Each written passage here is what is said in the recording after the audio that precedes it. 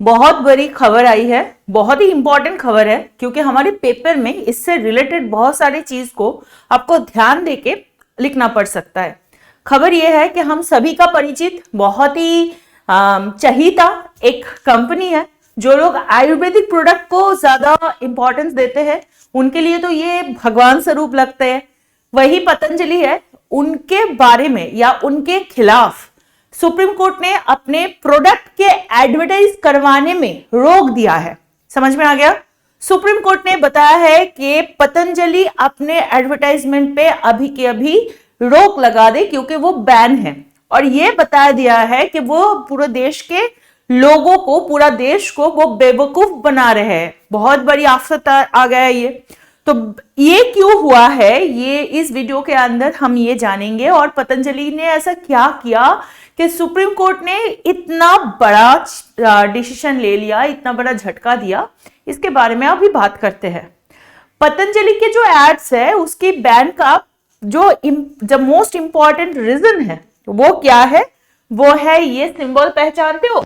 ये Indian medical association का symbol होता है, जिसको IMA कहा जाता है।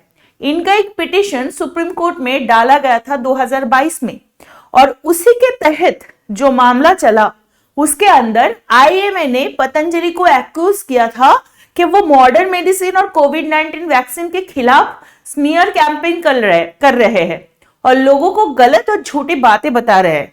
ये बहुत बड़ी एक लांछन लगी और इसके बाद इनके खिलाफ एक एक्शन चला। वो क्या है?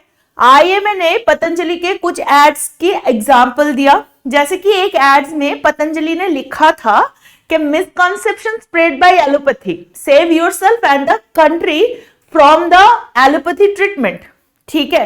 एंड ऑल्सो ही सेड कि misconception spread by pharma and medical industry. पूरे इंडिया जिस मेडिकल इंडस्ट्री के ऊपर निर्भर करके, डिपेंड करके जी रहा है, अगर उस मेडिकल इंडस्ट्री के बारे में ऐसे बातें बताया जाएगा तो ये जाहिर सी बात है, लोग इसके लिए रिवॉल्ट करेगा ही करेगा।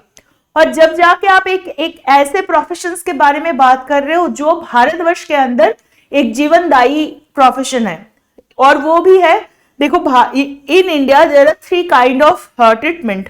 अगर वैसे हम बताएं, नेचुरोपैथी ये सब छोड़ के, एलोपैथी होता है, होम्योपैथी होता है और आयुर्वेदिक ट्रीटमेंट भी होता है।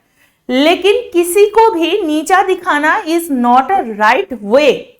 हो सकता है कि आपके जो प्रोडक्ट है वो प्रोडक्ट बहुत ही अच्छा है, हो सकता है आपके प्रोडक्ट में बहुत दम है, आप सच में, हो सकता है कि होम्योपैथी का या एलोपैथी के कोई दवाई पे जितना ज्यादा अच्छा असर होगा उससे अच्छा असर वाली चीजें बना चुके हो।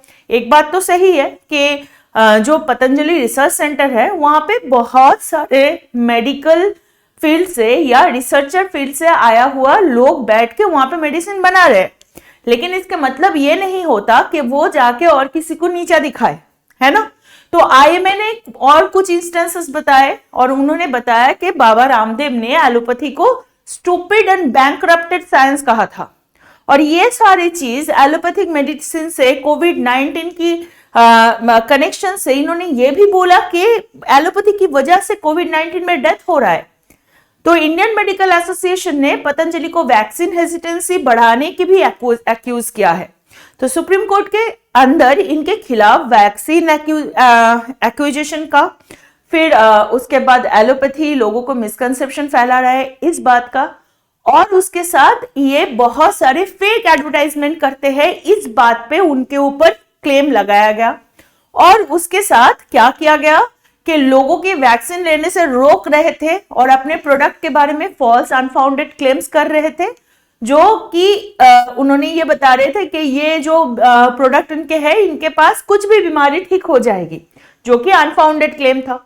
तो इसी वजह से IMA ने पतंजलि के ये सारे अटैक के कारण उनको क्या कर दिया, उनके बारे में सुप्रीम कोर्ट में केस दायर किया।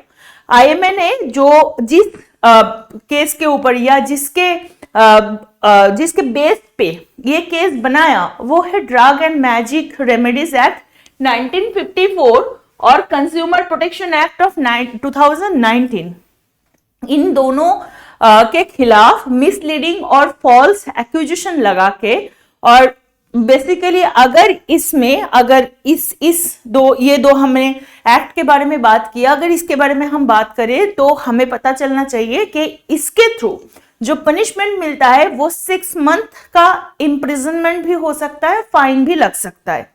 तो ऐसे ये पतंजलि के केस आगे बढ़ा, फिर जाके सुप्रीम कोर्ट ने पतंजलि के एड्स के ऊपर बैन लगा दिया। These two people, हिमा कोहली और आशानुद्दीन अमानुल्लाह इनके नाम हैं। इन दोनों का जो बोर्ड था उन्होंने मिलके, ये एक बेंच थे, बेंच के अंदर ये दोनों जजेस थे, और इन्होंने अपने किसी भी प्रोडक्ट के एड्स ना दिखाए। वो क्लेम करते हैं कि वो डोमा में स्पेसिफाइड एलिमेंट्स को ट्रीट करेंगे। डोमा जैसे मैंने आपको बताया, ये जो drug and magic remedies act 1954 है, ऐसे चीजों को बढ़ावा देके अगर कोई चीज एडवर्टाइज पतंजलि कर रहा है तो उस पे बैन लग चुका है। मतलब पतंजलि जो भी चीज इस डोमा के अंदर आता है उसके खिलाफ जाके पतंजलि कुछ नहीं कर सकते।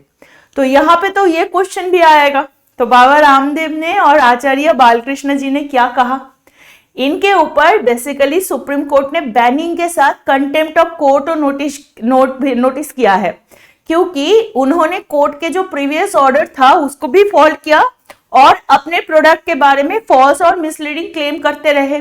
बालकृष्ण पतंजलि के चीफ एग्जीक्यूटिव ऑफिसर है। अब सुप्रीम कोर्ट ने सेंट्रल गवर्नमेंट को भी इसमें पुल अप किया और उन्होंने बताया कि ऐसे पिटीशन 2022 में जो कि फाइल किया गया, ऐसे मिसलीडिंग एड्स को टैकल नहीं कर रहा है, ऐसे चीज ना करे। सेंट्रल गवर्नमेंट को इसको टैकल करना चाहिए अगर कोई ऐसे मिसलीडिंग एडवर्टाइजमेंट आ रहा है।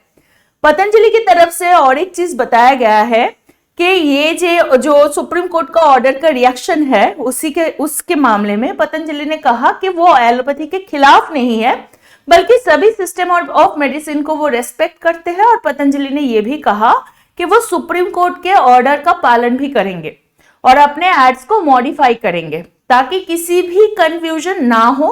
और पतंजलि ने यह भी कहा कि वो देश की सेवा करना चाहते हैं और उनके प्रोडक्ट से लोगों को फायदा हुआ है। एनीवे, बिजनेस से सेवा तब होता है जब अगर बिजनेस फ्री में दिया जाता है। आपको पता है Patanjali is not a NGO, है ना, ये प्रॉपर एक रजिस्टर्ड बिजनेस कंपनी है। अब we will not go into that controversy कि वहां पे एक साधु बन के कैसे बिजनेस कर सकते हैं, क्या है क्या नहीं है, वो अलग चीज है। But this was the main मुद्दा, ठीक है। ये पूरा सिचुएशन को आपको मैंने समझा के बताया किसके तहत ये एड्स बैन हुए, किन्होंने इसको बैन किया और कौन जजेस के बेंचेस था और ये पिटीशन किसने दायर किया, ये सारी चीज आपके सामने अभी क्लियर है, करेक्ट। तो मैं आपसे ये जरूर पूछना चाहूंगी कि पतंजलि के एड्स मिसलीडिंग और फॉल्स लगता है क्या आपको? अगर हाँ तो वो भी कमेंट सेक्शन में जरूर लिखे, अगर ना वो भी लिखे। और अगर ये वीडियो आपको अच्छा लगा होगा, मैं श्योर हूँ बहुत ही इंसाइटफुल रहा होगा, तो इस वीडियो को लाइक करें, शेयर करें और सब्सक्राइब जरूर करें। तो आपसे मिलूंगी नेक्स्ट सेशन में, तब तक के लिए प्लीज अपना ध्यान रखिए, अच्छे से पढ़ाई कीजिए, मम्मी पापा अपने परिवार परिजन का सबका ख्याल रखें और बी अ रिस्पॉन्सिबल सिटीजन। जय हिंद।